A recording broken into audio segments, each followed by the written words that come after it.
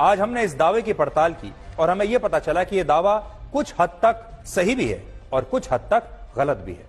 यह बात सही है कि प्राण प्रतिष्ठा के बाद प्रतिमा का स्वरूप और उसका आकर्षण बदल गया है और यह आकर्षण पहले से कई गुना ज्यादा हो गया है और जो भी इस प्रतिमा को देखता है वो आनंद में और भक्ति में डूब जाता है। वो कनेक्ट जो होता है आपका, आप उसे महसूस कर पाते हैं। चाहे आप अयोध्या में राम मंदिर ना भी जाएं, आप अपने मोबाइल फोन पर भी वो जब तस्वीर देखते हैं तो आपको एक अलग ही प्रकार के आनंद की अनुभूति होती है।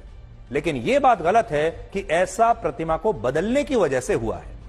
ऐसा प्रतिमा को बदलने की वजह से नहीं, बल्कि प्रतिमा में रामलला की प्राण प्रतिष्ठा होने की वजह से हुआ है।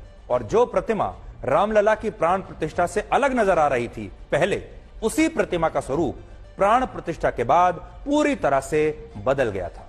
और इससे जो प्रतिमा पहले एक शिला की थी, उस शिला में भगवान राम के प्राण आने से उस शिला का स्वरूप बिल्कुल बदल गया।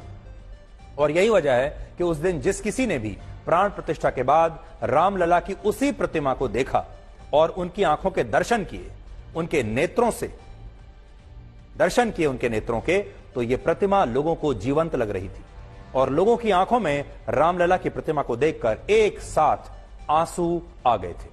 यह बात रामलला की प्रतिमा को तराशने वाले मूर्तिकार अरुण योगीराज ने भी कही है और उनका कहना है कि जब प्राण प्रतिष्ठा के बाद उन्होंने भगवान राम की प्रतिमा को देखा तो उन्हें यह विश्वास ही नहीं हुआ कि यह प्रतिमा उन्होंने ही बनाई है और यह वही प्रतिमा है जो उन्होंने बनाई थी। यानी प्राण प्रतिष्ठा से पहले वो प्रतिमा अलग दिखती थी और प्रतिष्ठा के बाद वो प्रतिमा अलग ही दिखने लगी।